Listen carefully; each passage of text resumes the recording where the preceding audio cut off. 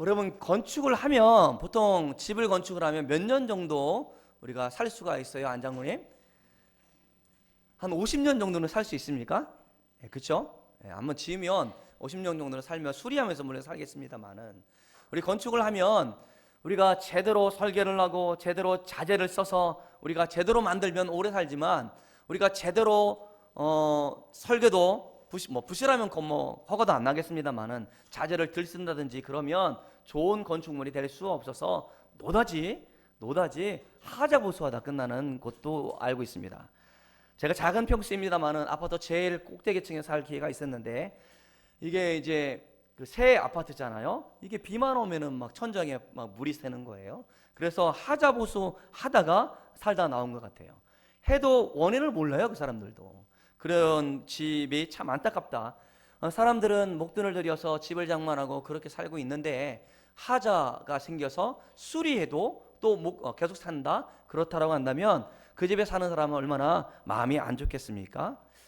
여러분, 주변에 다니다가 정말 제가 어릴 때 고등학교 시절에 이 가양동 지역은 저 노만과 같은 동네였습니다. 왜냐하면 그 골목도 넓고요. 그 다음에 다 2층 집이었습니다. 그리고 집집마다 감나무, 석류나무, 온갖 유실수들이 있어서 참 다복해 보이고 행복해 보인다라는 생각을 했습니다. 그 집이 지금까지 아직도 있어요, 그죠? 예, 지금도 있어요. 지금 보니까 그런 집들도 많이 있고 물론 변화도 있습니다만은, 지나갈 때마다 멋진 집이고 좋은 집이라는 생각을 해볼 때는 정말 건축을 잘했기 때문에 그런 말을 하지 않나 생각을 해보았습니다. 자, 일반적인 건축에 대해서 여러분들한테 말씀을 드리고 있는데, 여러분, 신앙에 있어서도 건축을 한번 대비해서 생각해 보고자 합니다. 여러분, 우리는 반드시 그리스도의 심판대 뱀마 앞에 서는 줄 믿으실 수 있기를 주님의 이름으로 축원합니다. 가기 싫어요, 나는 필요 없어요, 그거 아닙니다.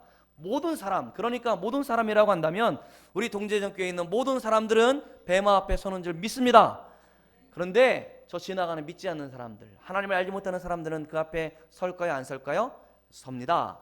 서서 영벌을 받습니다. 영원한 형벌을 받는 자리가 심판대고, 우리로 하여금 우리는 영원한 생명 면류관을 받는 자리가 바로 그 심판대임을 우리는 잘 알고 있습니다. 그런데 내가 그 상을 받기 위해서 면류관을 받을 정도의 내가 믿음을 지키고 살아왔는가, 우리는 생각해 보아야 되지 않을까요? 또 많은 사람들이 내 믿음의 집을 바라보면서 과연 장로님의 믿음의 집은 든든히 서나가고 있구나, 그럴 정도의 내가 믿음을 발휘하면서 많은 사람들 가운데 덕을 세우면서 살아가고 있는지 우리 스스로 돌아봐야 되지 않겠나 생각을 해봅니다. 부천에 가면 성만교회라는 교회 있습니다. 제가 그곳에 있었는데 건축을 참 특이하게 해서 왜 짓다 말았지? 이런 생각을 했습니다. 근데 알고 봤더니 돈이 없어서 못 지은 게 아니고 그런 건축 기법이 있어요. 그러니까 처음 지었는데 오래된 것 같고, 오래된 것 같은데 새로 진 것 같은 그런 유럽 기법을 통해서 이게 지었어요. 아무리 봐도 저는 문외한이어서 분명히 짓다 마른 것 같아. 근데 이번에는 더 훌륭한 건축가를 빌어서 대한민국 최고의 건축가, 여러분 혹시 아십니까? 승효상 씨가 있어요. 승효상 씨가 건축을 해서 교회를 아름답게, 그래서 이 아름다운 교회 건축의 이름도 오르는 그런 교회를 보았습니다. 그가 말하기를 이 집에도 건축가의 혼이 있다라고, 혼이 담겨 있다라고 그런 이야기를 합니다. 자기가 지은 집에 내 혼이 담겨져 있다라고 그는 그렇게 이야기하는 것을 잡지에서 본 적이 있습니다. 여러분, 세상의 집도 그렇거니와 우리의 믿음의 집은 어떻습니까? 우리의 믿음의 집도 우리의 혼이, 우리의 마음이, 우리의 정성이, 우리의 노력이 담겨 있는지 우리 오늘 이 시간 우리 한번 생각해 보았으면 좋겠습니다. 어쩌면 뻔한 이야기 있는지는 모르겠습니다. 그러나 이렇게 상식적인 그런 신앙이 우리에게 큰 기적과 큰 축복이 되는 줄 믿으실 수 있기를 주님의 이름으로 축원합니다. 자, 믿음의 집을 짓기 위해서 우리는 어떻게 하기를 원하시는지, 오늘 믿음의 집은 어떻게 지어야 할까, 오늘 본문을 같이 보기를 원합니다. 10절입니다. 10절 시작. 내게 주신 하나님의 은혜를 따라 내가 지혜로운 건축자와 같이 터를 닦아두매 다른 이가 그 위에 세우나 그러나 각각 어떻게 그 위에 세울까를 조심할지니라. 그러나 각각 어떻게 그 위에 세울까를 뭐 하라고요? 뭐 하라고 그랬습니까? 조심하라라고 말씀해 주고 있습니다. 이 말은 무슨 말이에요? 신중하라, 그리고 진지하게 임하라라고 말하고 있는 겁니다. 이것을 잘못 세우면 부실공사가 될 수 있어요. 일반 건축이든 믿음의 건축이든 우리가 무너지면 많은 손실이 있고 많은 사람이 인명피해를 입기도 합니다. 믿음의 집은 더더욱 나만 그저 무너지는 것이 아니라 나를 통해서 많은 사람들 가운데 피해를 줄 수 있다는 사실을 우리는 유념하면서 믿음의 집을 어떻게 세워갈까 우리는 고민하지 않을 수 없습니다. 자, 고린도 교회는 어떤 교회였습니까? 고린도 교회에 많은 지도자들이 있었습니다. 바울이 있었습니다. 바나바가 있었습니다. 또 게바 즉 베드로를 따르는 사람들도 있었습니다. 이렇게 세 파가 있으니 이도 저도 싫어서 우리는 그리스도파라고 여기는 사람들도 있었습니다. 이 네 파가 경쟁하면서 서로 분열을 일으키고 있었던, 그리고 시끄러웠던 교회가 바로 고린도 교회였습니다. 고린도 교회의 첫 번째 그런 소식을 듣고 보낸 편지가 오늘 본문 고린도 전서예요. 고린도 전서를 통해서 사람들 가운데 말씀해 주고 있는 것은 그 터가 누구인지, 그 기초가 누구인지에 대해서 말씀해 주고 있습니다. 기초가 튼튼해야 좋은 건축물이 만들어지듯 우리에게 믿음의 기초가 누구인지에 대해서 설명해 주고 있는 것이 오늘 본문의 말씀이에요. 저는 안 가봤습니다만은 이렇게 사진으로 보면 이태리에 가면 피사의 사탑이 있습니다. 피사의 사탑이 뭔지 아세요? 이렇게 기울어져 있는 탑이죠. 예. 기울어져 있는 탑이 무너지지 않도록 보강 공사를 했기 때문에 무너지지 않는 것이지, 저게 1년에 1mm씩 기울어져 가지고 800년을 지나왔습니다. 무슨 말씀인지 아시죠? 그게 3층까지 쌓아 올랐을 때 집안 아시죠? 집안 바닥이 붕괴되어 있었지만 여러 가지 이유로 보완하지 않고 그냥 건축을 해 버렸습니다. 그렇게 건축을 해 보아서 여러 가지 조처를 통해서 지금 무너지지 않도록, 이렇게 쓰러지지 않도록 그렇게 했지만, 보기에도 물론 그게 관광 명소입니다만은 위험하게 짝이 없다라는 생각을 해 봅니다. 미국의 엠파이어 그 빌딩에 보면 그 터는 반석, 바위 위에 터를 잡았다라고 이야기를 합니다. 반석 위에 세운 빌딩이기 때문에 어떠한 바람이 불어도 무너지지 않는 든든한 그런 빌딩에 비해서 피사의 사탑은 언젠가 무너지지 않을까 걱정하면서 바라보는 것이 세계 많은 사람들이지 않겠나 싶습니다. 여러분, 63 빌딩 아시죠? 가보셨어요? 서울 사람들은 64 빌딩 잘 안 갑니다. 그런데 우리 지방 사람들은 꼭 서울 가면 가보죠. 뭘 아닌 것처럼 그래요, 여러분. 여러분 보문산 잘 안 올라가잖아요. 뭐 대전에 볼 건 없지만 여기 뭐 관광 오는 사람들 보면 보문산은 꼭 올라가는 것 같습니다. 제가 지난번에 그 산을 올라가는데 어디서 많이 본 사람을 봤는데, 국회의원이야. 저 부산에 사는 국회의원이 여기 산에 올라갔다 내려오는 것을 제가 봤어요. 우리는 잘 안 가잖아요, 그죠? 여러분 안 가잖아요. 그런데 63 빌딩을 보면 몇 층이게요? 세 보셨어요? 물론 뭐 남바링이 있으니까 그렇겠습니다만은, 여러분 63층의 빌딩을 지을 때 기초를 다지는 일, 평평하게 하는 일, 골조를 넣고 뼈대를 넣고 하는 그 작업, 안장로님 제가 잘 몰라서 실수할 수도 있으니까 너그럽게 이해를 해주세요. 이 기초를 작업하는 이 기반 작업에 얼마큼 걸렸는지 압니까? 3개월. 굉장히 많이 걸렸죠? 아니요, 3년 걸렸습니다. 3년 동안 이 기반을 다지는 작업을 했다라고 이야기를 합니다. 그렇기 때문에 이렇게 그런 빌딩이 세워질 수 있었다는 겁니다. 이게 무슨 말입니까? 기초를 잘 닦아야 건물이 잘 순식간에 올라갈 수 있다는 사실을 우리들 가운데 말해주는 것 아니겠습니까? 건축술도 물론 발달해야 되고 많은 재료들도 필요합니다만은, 여러분 우리 교회를 보면 알잖아요. 제가 놀랐어요. 물이 파도 퍼내도 이렇게 많이 나오는 것은 제가 처음 봤습니다. 제가 물이 너무 가득 찼다고 저한테 지청구 하시는 분이 계셔가지고 그냥 24시간 틀어버렸어요. 제가 끄는 걸 잃어버렸습니다. 그리고 며칠 동안 있었는지 압니까? 무려 3일 동안 있었습니다. 그 모터가 탔을까요, 안 탔을까요? 물이 안 나오면 탔겠죠. 물이 계속 나오니까 그렇게 하고도 물이 계속 나오고 있다는 것이죠. 그러니까 우리 교회 밑에는 물천지예요, 물천지. 여러분 오래 계셨던 분들은 잘 알고 있습니다만은 이 물이 계속 고이고 있습니다. 그래서 계속 퍼내도 물이 고이고 있어요. 그래서 우리 식당 바닥이 가끔 물이 흥건한 것은 펌프질을 안 해서 그런 거고요. 우리 유초동부에 가면 민원이 들어왔습니다. 목사님, 애들이 너무 축축해가지고 너무 불편하니까 대책을 세워달라고. 아니 그거 뭐 그 제스키로 가지면 하면 되지. 제스키가 있음에도 불구하고 흥건했던 원인이 무엇이었는지 압니까? 펌프질 안 해서 그래요. 제가 몰랐어요. 어쩌면 우리 교회 그 사실을 알고 있는 사람이 한 사람도 없었습니까? 나중에 4개월 지나서 알았습니다. 그리고 나서 조처를 하니 이제 유초동부도 깨끗하고 식당에도 물 별로 안 차지 않습니까? 그래서 그런 거예요. 자, 저는 잘 모르겠습니다. 그 당시 어떻게 건축해야 되는지 몰랐어요. 제가 안 했으니까 저는 몰라요. 그런데 모르긴 몰라도 많으면 많을수록 더 골재를 넣고 또 깊이 박아서 물이 스며들지 않도록 작업을 충분히 하지 않았기 때문에 지금도 그런 어려움을 겪고 있는 것은 아닌가 저는 스스로 생각을 해보았습니다. 자연석 바위가 나올 때까지 이렇게 골조를 박는 그 일이 우리가 기초 작업이지 않겠습니까? 여러분 집도 그렇습니다. 건축물도 그렇습니다. 마찬가지로 우리의 믿음의 집도 그러하다라고 오늘 본문은 말하고 있습니다. 자, 바른 기초 위에 세워져야 된다는 사실을 11절에 말씀해 주고 있습니다. 우리 다 같이 11절을 큰 소리로 읽어보겠습니다. 시작. 이 닦아둔 것 외에 능히 다른 터를 닦아둘 자가 없으니 이 터는 곧 예수 그리스도라. 터, 기초. 이 기초는 바로 누구라고 바울은 설명하고 있습니까? 예수님이 기초다, 터라고 말해주고 있는 겁니다.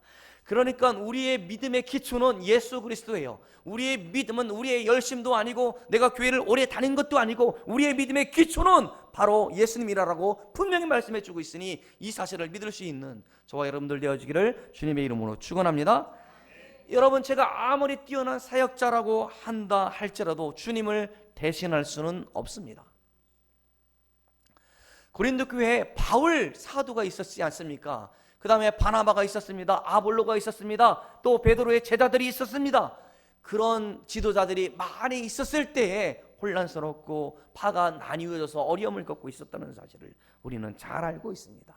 사람을 보았기 때문에 그렇습니다. 사람을 추종했기 때문에 그렇다라는 것이죠. 오늘 사도 바울은 고린도 교회 그 어려움을 알고 편지하기를 우리의 믿음의 기초는 예수님이라는 사실을 분명히 말씀해 주고 있습니다. 고 김성수 목사님 교회에는 든든한 교회였습니다. 살아생전 성도들이 많이 있었습니다. 그런데 목사님이 소천했음에도 불구하고 후임 목사님을 세우지 않는 겁니다. 단임 목사님이 부재하면 후임 목사님을 세우는 게 정상적인 교회일 겁니다. 그런데 그들은 후임 목사님을 세우지 않고 예배를 드리고 있습니다. 어떻게 예배를 드렸을까요? 생전에 목사님께서 설교하신 그 영상을 틀어놓고 예배를 드렸다는 것이죠. 한편으로 생각할 때는 그 목사님이 얼마나 뛰어난 설교가 있으면 그 설교를 그렇게 들었을까라고 생각을 하지만 설교를 공부하는 학자로서 그것이 얼마나 잘못되어졌는지에 대해서 말씀을 드리고자 합니다. 설교는 하나님의 말씀은 변함이 없습니다. 그러나 우리의 삶의 현장은 변화무쌍한 것이 우리의 삶의 현장일 겁니다.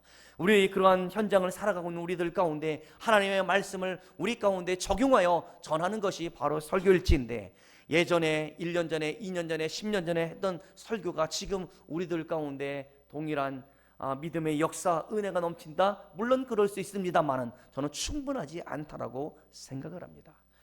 여러분, 때로는 강사들이 와가지고 여러분들에게 좋은 주옥 같은 설교를 할 수 있습니다만은 우리 교회 사정과 형편을 제일 잘 아는 사람은 지금 저입니다. 그렇기 때문에 여러분들은 제가 매일 주일날 설교를 통해서 하나님의 뜻을 전해주고 있고 여러분은 그 뜻 가운데 순종하며 신앙생활하고 있는 겁니다. 목사님, 김성수 목사님 사후의 그러한 교회의 모습은 참 교회의 모습이 아니라고 생각을 합니다. 예수님을 바라보는 것이 아니라 그 목사님을 바라보았기 때문에 그들은 그렇게 하고 있다라고 저는 그렇게 진단을 합니다. 그거 수정되어야 할 겁니다. 사랑하는 성도 여러분, 교회에 아무리 유능한 지도자가 있다던 치더라도, 아무리 훌륭한 장로님들이 가득하다는 치더라도 교회의 터는, 우리의 믿음의 터는 예수님인 줄 고백할 수 있기를 주님의 이름으로 축원합니다. 우리 주 예수 그리스도만이 교회의 유일한 기초임을 믿으실 수 있기를 간절히 소망합니다. 다원주의라는 말을 들어봤을 겁니다. 그래서 종교 다원주의라는 말을 여러분 심심찮게 들어봤을 겁니다. 이게 무슨 말이에요? 모든 종교 가운데 구원이 있다라는 말이에요. 이게 무슨 말입니까? 절에도 구원이 있고 무당한테도 구원이 있고 이슬람에도 구원이 있다라고 그렇게 말하는 겁니다. 심지어 유교는 종교가 아님에도 불구하고 유교에도 구원이 있다라고 그렇게 말하는 것, 나름대로 경전이 있고 체계적인 교류가 있습니다. 그들의 최종적인 목적은 이 땅 가운데 잘 되는 것이고, 잘 되기를 바라는 종교도 있고, 또 우리로 하여금 영원한 구원을 바라는 종교들도 있을 겁니다. 방법은 다 다르지만 추구하는 것은 천국이기에, 극락이기에, 천당이기에, 영원한 열반이기에 궁극적인 목표로 하고 있기 때문에 모든 종교는 다 같다. 여러분 동의합니까? 그래서 심각한 WCC에서 우리나라에서 개최할 때에 심각했습니다. 그러니 이 모든 종교가 다 그 안에 구원이 있다라는 그런 주제, 그런 모토로 모인 단체에 보수적인 교회에서는 참여하기를 거부했던 사건도 있었습니다. 심지어 그 WCC 그 총회 우리 강신무, 그러니까 무당이 칼춤 추는 거 있지 않습니까? 그런 것들을 그 현장 가운데 공연을 하면서 여기 가운데 성령이 역사한다 그렇게 말하는 어처구니 없는 현장도 있었습니다. 기독교도 그러하건대 일반 사람들은 종교다원지는 굉장히 멋져 보입니다. 우리가 4월 초파일에 우리 교회에 기쁘다 붙여오셨네 라고 현수막을 걸을 수 있을 것이고, 저 큰 절 가운데 기쁘다 메리 크리스마스라고 상호 그렇게 해주는 것이 얼마나 멋집니까? 교회는 그렇게 하지 않지만 천주교회는 불교와 교류하면서 서로 축복하고 그렇게 축하하는 모습을 보았습니다. 그래서 믿지 않는 많은 일반 사람들은 역시 천주교가 멋있다, 그렇게 모든 종교를 아우를 수 있는 그런 모습이 얼마나 대단한가 그렇게 말하기도 합니다. 여러분 정말 그렇습니까? 안 그렇습니다. 여러분 우리는 천주교에서 물론 가지쳐도 나온 게 나고 그들은 말합니다. 여러분 그 말 바꾸십시오. 우리는 작은 집이고 저는 큰 집이라는 말도 옳지 않습니다. 우리는 사도 바울이 말했던 것처럼 믿음으로 구원받는 그 뼈들을 찾아 올라가 그것으로 돌아가기를 원하여 종교 개혁을 했던 것이 개신교 아닙니까? 기독교이지 않습니까? 아직도 천주교는 멀었습니다. 아직도 믿음으로 구원받는 것 외에 우리가 다른 성상을 통해서 기도하면 우리에게 더 유익하고, 성모 마리아의 이름으로 기도하면 더 응답받을 수 있을 것이고, 성모 마리아는 예수님을 잉태한 자이기 때문에 그는 무흠하다, 죄가 없다라고 말하는 그것은 우리는 받아들일 수 없는 겁니다. 모든 사람의 죄인이기 때문에 예수님의 어머니 비록 잉태해 나왔습니다마는 그 여인도 죄인임을 우리는 부정할 수 없다라는 것이죠. 우리가 기도하면 저 지옥 불구덩 가운데 있었던 우리 조상이 그들이 낙원으로 옮겨지는 것은 결코 있을 수 없는 일이란 말입니다. 여러분 여러분 우리 죄를 용서할 수 있는 여러분 딱지를 팔고자 하는데 여러분 이거 10만 원입니다. 이걸 사가면 여러분의 죄가 없어질 겁니다라고 면죄부를 파는 어처구니 없는 사건은 우리는 목도할 수 없다는 것이죠. 우리는 그 어떤 것도 사람의 노력, 사람의 공로, 어떤 것도 예수 그리스도를 대신할 수 없다는 사실을 우리는 그렇게 믿음으로 고백하는 사람들이라는 겁니다. 왜 그렇습니까? 성경이 그렇게 증언하고 있기 때문에 그렇습니다. 사도행전 4장 12절에 다른 이로서는 구원을 받을 수 있어요, 없어요? 없다라고 분명히 말씀해 주고 있어요. 천하 사람 중에 구원을 받을 만한 다른 이름을 우리에게 주신 일이 있어요, 없어요? 없어요. 부처의 이름을 우리에게 주신 게 아닙니다. 예수님을 우리 가운데 주셔서 예수님을 믿음으로 말미암아 우리가 구원받는다라고 성경은 분명히 증언하고 있기 때문에 그렇습니다. 다른 복음을 전하는 자에게는 저주가 있을지어다, 로마서에 그렇게 말하고 있지 않습니까? 그러기에 여러분 우리는 믿음의 기초를 분명히 해야 할 겁니다. 아무리 인생이 대단한 인생일지라도 예수 그리스도가 그의 삶 가운데 없으면 그의 삶은 모래 위에 지은 집처럼 아무 쓸모없는 집이란 말입니다. 아무것도 아니란 말입니다. 우리는 오직 예수 그리스도를 통해서 영원한 사망에서 영원한 생명으로 옮겨진 것을 확신할 수 있는 저와 여러분들 되어지기를 주님의 이름으로 축원합니다.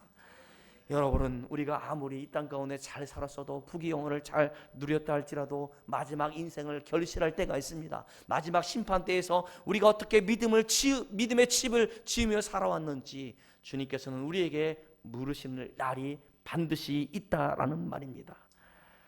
그래서 예수님께서는 말씀하시기를, 따라해 보겠습니다. 사람이 만일 온 천하를 얻고도 제 목숨을 잃으면 무엇이 유익하리요? 사람이 무엇을 주고 제 목숨과 바꾸겠느냐? 그래요. 천하에 떵떵거리며 살던 사람도 하나님의 심판대 앞에서 영원한 형벌을 받는다라고 한다면 여러분, 그게 무슨 유익이 있겠습니까? 아무런 쓸모없는 인생이라고 우리는 그렇게 말할 수밖에 없다는 것이죠. 믿음의 기초 예수 그리스도 위에 믿음의 집을 세워갈 수 있기를 주님의 이름으로 축복합니다. 여러분, 좋은 기초도 중요합니다만은 좋은 재료가 있어야 여러분 부실공사를 면할 수 있지 않겠습니까?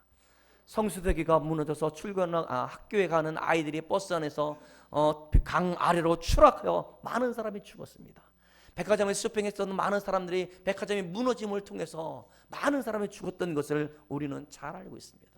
왜 그렇습니까?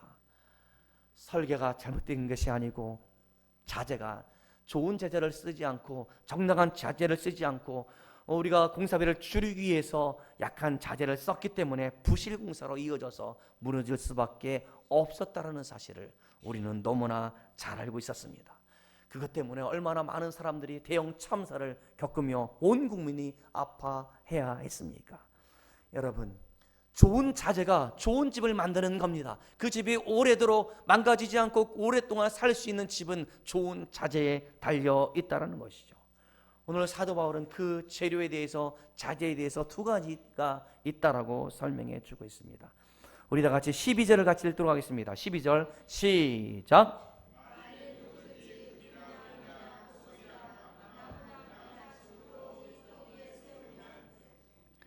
여러분, 이것들이 불에 타는 것이 있고 안 타는 것이 있습니다. 물론 천도가 넘는 용광로에 집어넣으면 모든 것이 다 탑니다만은 일반적으로 불에 타는 것은 무엇이 있습니까? 나무가 타겠지요? 짚이 타겠지요? 불이 타지 않겠습니까? 그렇게 지은 집은 불이 나면 다 탄다라는 것이죠. 반면에 금은 보석은 아무리 불이 타도 그대로 남아 있다라는 것을 사도 바울은 비유로 우리들 가운데 말해주고 있습니다. 좋은 자재가 무엇입니까? 금은 보석의 자재는 우리 신앙에서 무엇을 의미할까 우리는 곰곰이 생각해 보아야 할 겁니다. 예수 그리스도 안에서 믿음의 집을 지어가는데 우리 재료가 되는 자재가 되어지는 것이 우리 신앙생활 가운데 무엇인지에 대해서 생각을 해 보았으면 좋겠습니다. 그것은 따라해 보겠습니다. 누구든지 나의 이 말을 듣고 행하는 자, 그 사람은 반석 위에 지은 지혜로운 사람이라고 누가 말씀하셨습니까? 주님께서 그렇게 말씀하셨다는 것이죠. 하나님의 말씀을 따라 순종하는 신앙생활 그 자체가 우리에게 좋은 재료라는 겁니다.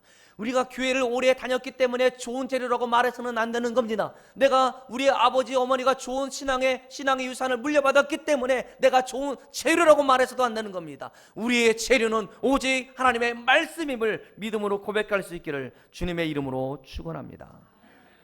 사랑하는 성도 여러분, 우리가 아까도 말씀드렸습니다마는 우리가 가톨릭에서부터 시작되어졌습니다. 그런데 가톨릭이 이 믿음으로 말미암아 구원받는 그 길에서 벗어나서 다른 방법도 있다라고 말해서 아니다, 예수 그리스도를 믿음으로만 구원받는다라고 개혁을 일으켰던 사람들이 있었습니다. 우리는 이름하여 종교개혁자라고 말합니다. 지빙글리가 있었습니다. 칼빈이 있었습니다. 루터가 있었습니다. 그들이 한결같이 외치는 것이 있었습니다. 그것이 무엇이냐면 성경을 기초로 해서 세우지 않는 신앙은 다 무너진다. 다시, 성경을 기초로 해서 세우지 않는 신앙은 다 무너진다는 겁니다. 여러분, 이 말에 저는 동의합니다.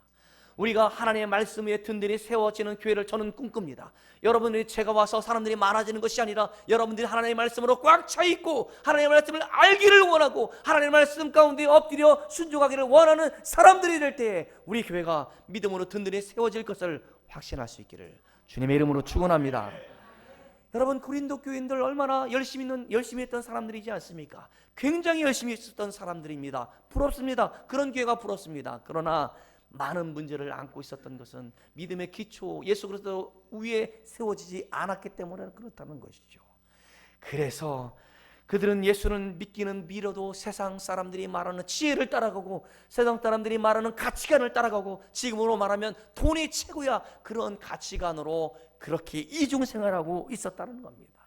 그러게 예전에 우상 숭배했던 것을 버리지 못하고 온전히 하나님께 마음을 드리지 못했던 그런 삶을 살았던 사람, 그 사람들 뿐이겠습니까? 우리는 어떻습니까?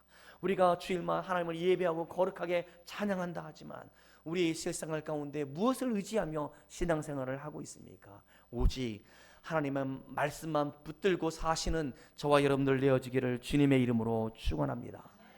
나무, 풀, 집은 다 불타 없어질 겁니다. 하나님의 말씀은 영원할 것이고 하나님의 말씀 위에 세워진 집은, 그 믿음의 집은 영원할 것을 우리는 확신할 수 있어야 할 겁니다. 그리고 또 재료가 있다라고 한다면 무엇이겠습니까?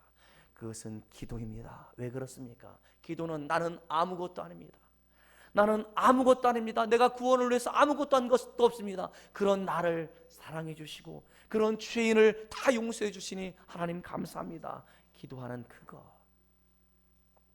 나는 아무것도 아니지만 하나님께서 하시는 일이게 전능하신 하나님께서 나를 도와주실 거야 라고 믿고 나아가는 그것, 그게 기도이지 않겠습니까? 그러기에 사랑하는 성도 여러분, 믿음의 집은 좋은 재료, 즉 말씀과 기도 위에 세워진다는 사실을 믿음으로 고백할 수 있기를 주님의 이름으로 축복합니다. 여러분, 건축을 다 했습니다. 건축을 다 하고 수도 전기가 다 들어갔음에도 불구하고 그곳에 들어가서 살 수 있습니까? 없습니까? 없습니다. 왜 그렇습니까? 준공 검사를 맡았지 않았기 때문에 그렇습니다. 최종적으로 뭘 한다고요? 준공 검사를 해야 된다는 사실이죠. 우리 교회를 볼 때마다 좀 아늑하다는 생각을 했던 게 뭐냐면, 여러분들이 불연제를 다 붙였다라고 얘기를 들었습니다. 한 땀 한 땀 여러분들이 붙였던 그 수고도 있거니와 이 붙여서 여러분 이 공명도 잘 되고 말이죠. 또 이 색깔도 그래 마음도 편안하고 이 불나도 별 걱정을 안 하는 수 있는 것 같아요. 이거 안 타죠? 장로님 안 타죠? 잘 안 타는 거죠. 예, 예. 뭐 석이 들이부면 타겠습니다만 휘발유 들이부면. 그래서 난 볼 때마다 야 이걸 참 저 이런 공사하는 교회 사실 많이 못 봤습니다. 왜 했어요, 여러분 이거 공사? 이게 좋은 줄 알아서 한 게 아니죠. 왜 했습니까? 소방서에서 나와서 지적했기 때문에 그런 거 아닙니까? 지적 안 했으면 우리 못해, 뭐 안 한다니까요. 제가 여기 와서 놀랬던 게 뭐냐면 저 아래에 내려가는데 이 석유통에 쭉 세워져 있는 거. 저 소방법에 걸려요, 여러분. 그렇게 놓으면은. 그래서 얼른 저 밑에 창고에다 갖다 놨습니다만은. 소방서가 말하면 우리 고칠 게 한두 가지가 아니에요. 오늘 오다 보니까 비상구 우리 깜빡이는 그거 불 안 들어오는 게 2개야. 예전에는 보이지도 않았는데 신장로님이랑 작업하다 보니까 아니 불나서 비상구가 이쪽으로 가라고 화살표가 되어져 있어야 되는데 가보니까 벽이야. 뒤집어보니까 글자가 거꾸로 서 있네. 우리가요 고칠 게 많습니다. 그러나 준공검사 맡았기 때문에 들어와서 생활하고 있어요. 그러나 소방검사 나오면 걸릴 게 한두 가지가 아니라는 것이죠. 그거 우리가 지적을 해주고 말이죠. 또 우리 그 소화전도 말이죠. 다 이거 구비해야 되지 않습니까? 우리 유효기간 지나지 않도록 구비해야 되지 않습니까? 여러분, 준공검사가 떨어져야 그 건물을 사용할 수 있듯이 오늘 13절에 뭐라고 말씀해 주고 있습니까? 공적을 말씀해 주고 있습니다. 마지막 심판의 현실에서 우리가 어떤 일을 만날 건지에 대해서 말씀해 주고 있습니다. 우리 13절을 같이 읽어보도록 하겠습니다. 13절 시작. 각 사람의 공적이 나타날 터인데 그날의 공적을 밝히리니 이는 불로 나타나고 그 불이 각 사람의 공적이 어떠한 것을 시험할 것이니라. 공적이라고 말씀해 주고 있습니다. 다음 주에 이 부분을 가지고 상급에 대해서 여러분들과 같이 설교를 하기를 원하는데요. 자, 이 공적은 마지막 심판일 겁니다. 그러나 현실에서 만나는 하나님의 시험, 어려움들을 또한 대신하여 말하고 있는 겁니다. 여러분, 그렇습니다. 우리가 예수 믿어서 잘 아무런 문제 없이 그렇게 나가는 게 아닌 것 같아요. 아니요, 그렇습니다. 분명하게 확실하게 말씀드릴 수 있는 것은 예수 믿어도 어려운 일이 생겨요, 안 생겨요? 생기더라는 것이죠. 예수 믿어도 마음이 불안합니까, 안 불안합니까? 그렇다라는 것이죠. 그게 우리의 삶입니다. 그런 어려움들을 만나고 그런 시험들을 만나는데, 그런 환난 가운데 우리의 믿음이 단련되고 있다는 사실을 여러분 꼭 기억할 수 있기를 주님의 이름으로 축원합니다. 평소 우리 신앙생활 가운데 문제가 없어 보였는데 가정에 큰 풍파가 일어나면 교회를 떠나는 가정들이 있는 걸 종종 봅니다. 큰 질병을 얻었던 성도들 가운데, 큰 어려움들 가운데 도저히 교회에 나올 수 없는 사람들도 종종 있는 것 같습니다. 직장을 잃어버리거나 또 낙심하는 사람들도 있는 것 같습니다. 그러나 우리가 그 어려움 가운데도 넘어지고 그 어려움 가운데도 믿음의 기초를 저버리는 것이 아니라 그 어려운 시험 가운데도 믿음을 굳건히 지킬 때에 우리가 마지막 날 우리의 공적이 드러난다라고 오늘 본문은 그렇게 말씀해 주고 있는 겁니다. 이 세상에서 육체의 죽음을 맞이하지만 하나님의 심판대 앞에서 우리가 공적이 나타나는데, 우리의 믿음의 칩이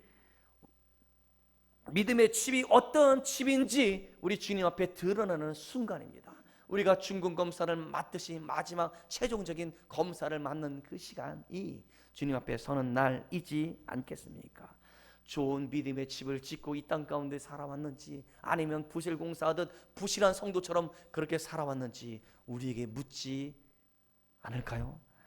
사랑하는 성도 여러분, 우리가 20, 30년 살 집도 우리가 튼튼하게 좋은 설계, 기초, 기반을 다 다지고 재료를 써야 튼튼한 집이 될 수 있습니다. 마찬가지로 믿음의 집을 건축하는데 우리의 혼을, 우리의 마음을 다 쏟아내야 되지 않겠습니까?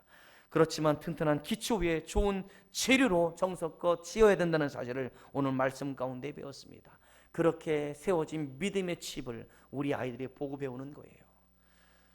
여러분, 믿음의 칩을 우리 부모님들이 그렇게 어려운 순간 가운데 주님을 바라봤던 그 모습을 우리 아이들이 바라보고 좌절과 실망 가운데 그렇게 기도할 수 있고, 나를 위해서 기도해주는 부모님을 생각하면서 일어날 수 있는 것이 우리의 자녀들이지 않겠습니까? 우리는 다 믿는 사람이고 구원받은 사람이에요. 그러나 마지막 심판대 앞에 우리의 믿음의 칩이 어떠한지에 대해서 다시 한번 주님 앞에 검사받는 날이 분명히 있다는 사실을 여러분 꼭 기억했으면 좋겠습니다. 그러기에 우리는 교회에 나오는 이유가 분명합니다. 그것은 내가 예수 믿어서 내 마음이 부유함을 느끼는 것이고, 내가 예수 믿어서 하나님의 자녀의 권세를 누리는 것이고, 내가 비록 이 땅 가운데 힘들고 어렵게 산다 할지라도 찰나와 같은 인생이 아니라 하나님의 시간, 영원한 시간 동안에 영원한 생명을 가지고 하나님과 함께 살 소망을 가진 사람이 바로 여러분임을 믿으실 수 있기를 주님의 이름으로 축원합니다. 기도하겠습니다.